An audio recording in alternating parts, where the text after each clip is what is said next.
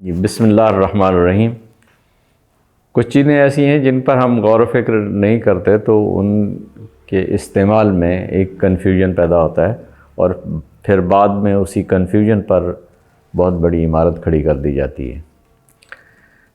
لفظ تصدیق، جب ہم کسی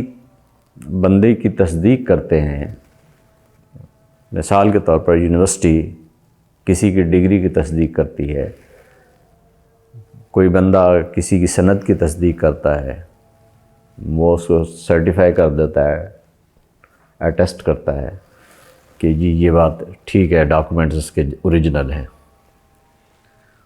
یا ایک بچہ آتا ہے، وہ آ کر مجھے کہتا ہے کہ 2 + 2 4 ہوتے ہیں، تو میں کہتا ہوں کہ تم ٹھیک کہہ رہے ہو۔ یہ تصدیق کی ایک قسم ہے جو میں نے دوسرے بندے کی بات کو سچ مانا ہے، لیکن یہ سچ ماننا میرا ایسا ہے کہ میں اپنے علم پر، اپنے تجربے پر اعتماد کرتے ہوئے اس کی بات کو درست ثابت کرتا ہوں، اور میں اپنی تصدیق سے اسے مشرف کرتا ہوں۔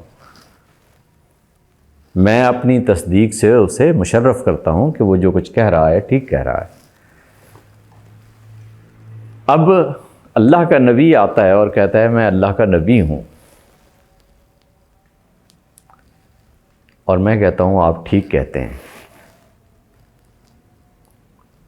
تو میں اس کی بھی تصدیق کرتا ہوں، نبی کی بھی تصدیق کر رہا ہوں۔ کیا یہ دونوں تصدیقیں ایک جیسی ہیں؟ اگر آپ کامن سینس میں رہتے ہوئے بھی اس کو انالائز کریں تو آپ کے اندر سے بھی یہ آواز آئے گی کہ نہیں، یہ دونوں تصدیقیں بہت مختلف ہیں۔ ایک جگہ میں اپنی تصدیق سے دوسرے کو مشرف کرتا ہوں، میری تصدیق سے دوسرا بندہ مشرف ہوتا ہے، لیکن جب میں نبی کی بات کی تصدیق کرتا ہوں تو میں نبی کو اپنی تصدیق سے مشرف نہیں فرماتا، بلکہ نبی کی بات کو سچ مان کر، نبی کی بات کی تصدیق کر کے میں اپنے آپ کو مشرف کرتا ہوں۔ یعنی ان دونوں میں کتنی بڑا فرق ہے۔ ایک جگہ پر میں دوسرے کی بات کی تصدیق کرتا ہوں اور اسے مشرف کرتا ہوں اپنی تصدیق سے، اور اسے اس قابل بناتا ہوں کہ وہ اپنے دعوے میں دوسروں کے سامنے جا کر ایک سند کے طور پر پیش کر سکتا ہے کہ میری بات کی فلاں بندے نے تصدیق کی ہے۔ لیکن جب ایک اللہ کا نبی آتا ہے اور آ کر کہتا ہے کہ میں اللہ کا نبی ہوں، تو میں جب اس کی تصدیق کرتا ہوں تو میری اس تصدیق کے نتیجے میں نبی مشرف نہیں ہوتا میری تصدیق سے، میں اپنی تصدیق سے نبی کو مشرف نہیں فرماتا۔ اب اس تصدیق کے ان 2 حصوں کو یا ان 2 قسموں کو سامنے رکھیے اور آپ دیکھیے کہ وحی اور عقل جب کسی چیز کو تصدیق کرتی ہے تو وہ اپنے اصولوں کے تحت تصدیق کرتی ہے، اسے ہمیشہ مشرف فرماتی ہے اپنی تصدیق سے کہ یہ جو بات کہہ رہا ہے یہ بات میرے اصولوں کے کیونکہ مطابق ہے، لہٰذا یہ ٹھیک ہے۔ عقل کبھی بھی قاضی کے عہدے سے اپنے آپ کو نیچے نہیں اتارتی۔ جب وحی آتی ہے تو وحی کا سب سے پہلا مطالبہ عقل سے یہ ہوتا ہے کہ میرے سامنے سرنگوں کرو، میں جو کہہ رہا ہوں اس کو مانو، اس کی تصدیق کرو اور اسے سچ مانو، اپنے اصولوں کے تحت نہیں، میرے اصولوں کے تحت اسے سچ مانو، میرے اصولوں کے تحت اسے سچ مانو۔ میں جو کہہ رہا، مطلب وحی سے جو کچھ مجھے میسر آتا ہے، میں اس کی جب تصدیق کرتا ہوں تو میں ان بنیادوں پر کرتا ہوں جو وحی مجھے بتاتی ہے۔ اب اس فرق کو جب پیش نظر نہیں رکھا جاتا تو ہم ہر بات کی تصدیق کا کوئی نہ کوئی راستہ ایسا ضرور نکال لیتے ہیں جو عقل کے ذریعے سے سرٹیفائی ہو تو وہ قابل قبول بنے۔ اگر آپ نے غور فرمایا ہو تو علم کلام کیوں وجود میں آیا ہے؟ علم کلام اس اصول کے تحت وجود میں آیا ہے کہ وہی جو کچھ کہہ رہی ہے عقل کے عین مطابق ہے، عقل اس کی تصدیق کرتی ہے، عقل اپنی تصدیق سے اسے مشرف فرماتی ہے کہ ہاں یہ ٹھیک ہے۔ یہ تو اصول ہی بدل گیا،